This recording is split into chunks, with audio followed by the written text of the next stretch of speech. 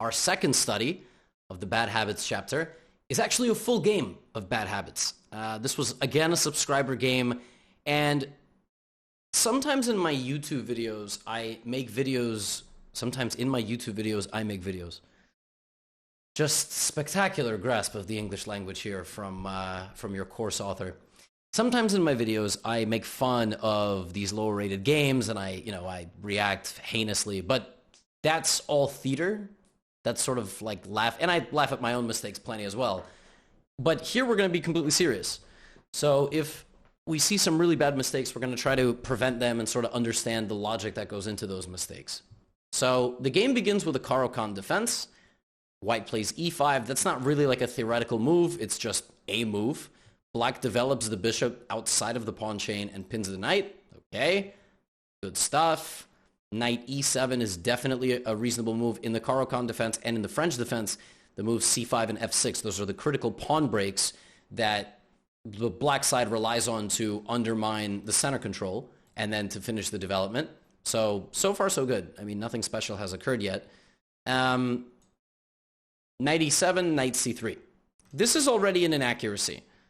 In the Caro-Kann advanced variation, when the pawn is going up like this, the knight should not go in front of the c-pawn. Because in many cases, white actually wants the pawn here to reinforce the center. This move does not apply any pressure to the center. Not only does it not apply any pressure to the center, the knight plays no role in the game. The knight, it's like a very lazy move. And it's a very common move at low level. So this is just an important thing to kind of point out here. Black plays knight f5. Don't hate that move. Applies pressure, develops the bishop. c5 now is going to be very important to then bring that knight behind the c-pawn, different than what white did. Now, things get very crazy here very quickly. So first of all, moves like bishop g5 are super common with low elo players, especially and intermediate players, by the way, too, who don't know openings to like that well. So they just sort of play moves that attack things. No. Because now black can very easily just develop the queen and have very meaningful pressure on the white position, which you don't. This bishop does nothing. Absolutely nothing. It's a very lazy move. You want to avoid moves like this, and in the opening stage, you want to avoid moves like this by knowing your openings. So this is just like an opening thing, okay? You got to understand, one move attacking moves, they only benefit the opponent sometimes. For instance, even this move. Just a trade. Who does that trade benefit? You'll learn more in the trading chapter, but that destabilizes a lot of dark squared pawns and maybe only activates the opponent's pieces. So a move like bishop g5 just has to leave your repertoire. A much better move here would be something like maybe h3, attacking the bishop, trying to get two bishops, trying to get the bishops kind of traded here, because if this, then fork, or castling. Easy improvement of your position that you know is guaranteed. Bishop g5 is not it. Black overreacts, though. Black plays f6. Not a horrible move, but you kind of want to avoid pushing pawns in front of your king because it could weaken your king. It's a very big responsibility to do this because, yes, this is defended, and yes, the bishop has to move out of the way, but now your king's diagonal is going to be very weak. This move is a full loss of a piece, by the way. The first thing that black sees here is, I can take the bishop. And black just does it, which is completely incorrect. Black should have realized this is guarded by this. Black went, oh, that's a fair trade. What? Take the knight first. Bishop takes knight is a guarantee of winning the piece. And not only that, your knight can even come back and defend your king. But let's say you forgot that and your king goes here. It doesn't matter because material in this case greatly offsets king safety. Okay, evaluation chapter. Evaluation chapter says those two are equal. In this case, material matters much more. The black king is actually very safe. A king is safe depending on whether or not attacks can actually reach the king. In this case, nobody can reach the king. So, right? I mean, this is just like a two-move little tactic here, right? Just remove the guard. Instead, black goes here. Big mistake. And now it gets worse. Remember how black weakened everything. You cannot weaken your king and then trade off the only two active pieces you have.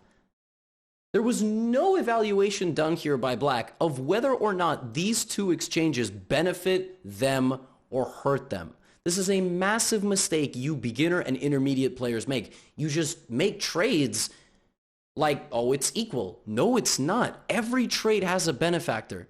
Beneficiary, benefactor, Are neither of those words correct? And look at this. That's a threat, and that is a threat because you weakened your king.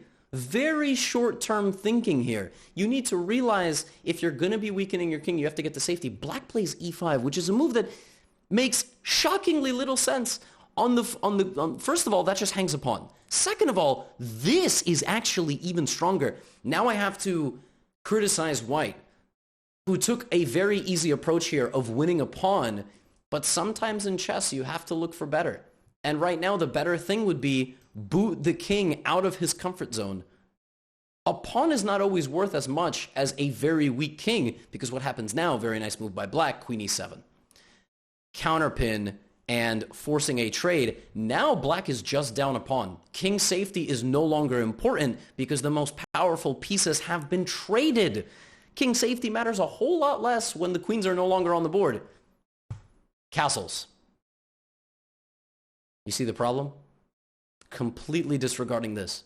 Black has been so passive for so long, white just gives away the knight. Very careless. Unbelievably careless from white.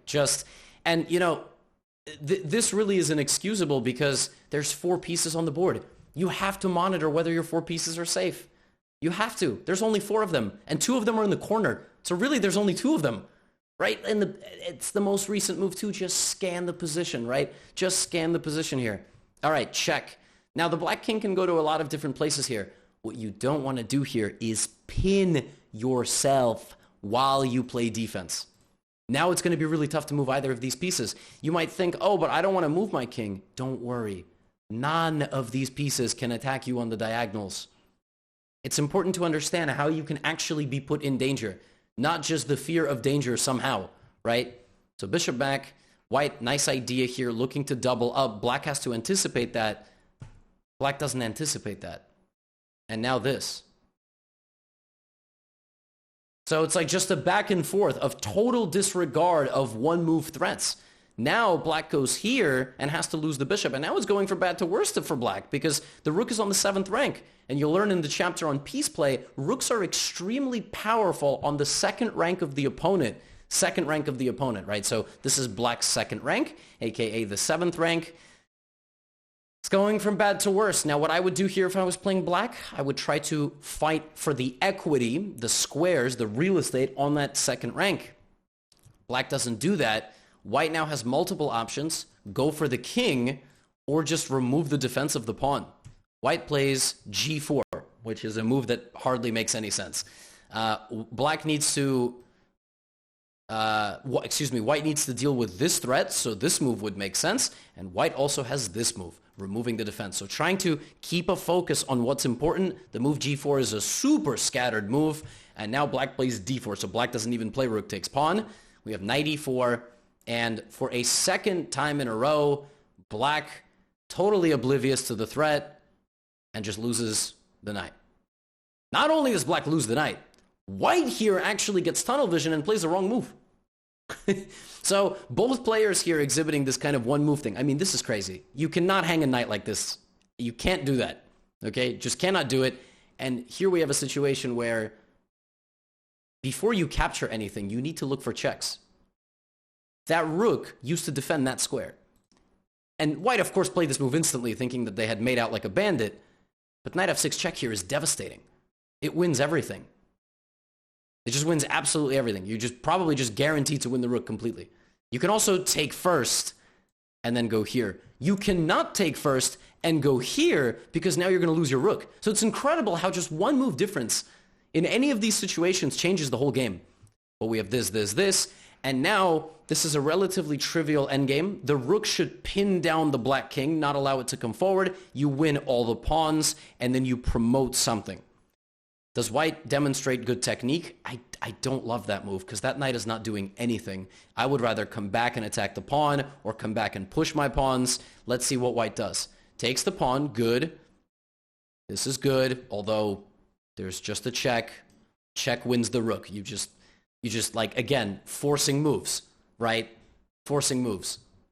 Knight d6, knight f5, good. And now I would just push the pawns. I would not get tangled up like this with my opponent. Just push the pawns. There's no need. Knight f5. All of a sudden, black is creating counterplay. How is this happening, right? Now white goes here. All like, what? Okay. It's been avoided. Now, push the pawns. White's got to push the pawns here. White's not pushing the pawns, right? White is sort of getting lost in the weeds here. Something weird is happening. Like, now you're giving checks. Now the king is off the back rank. So there was no winning plan. And now white defends. It's just total chaos down to the end. Okay, black sacrifices, c5, and ultimately white does get the job done, right? a4, and there's check, and there's mate. Could have been better, though. Definitely could have been better. Not the smoothest game. And, I mean, I'm not going to kind of like summarize within the video itself. I've already kind of done that. But a lot of one-move things in this game. A lot of one-move concepts and a lot of just sort of misunderstanding the demands of the position, playing too simply. Like, oh, I'm just going to take. But you have to evaluate trades. You have to evaluate your king safety. You can't just play the first move that looks good. And you need to minimize these one-move mistakes and one-move decision-making processes that you're making as an advanced beginner and intermediate player.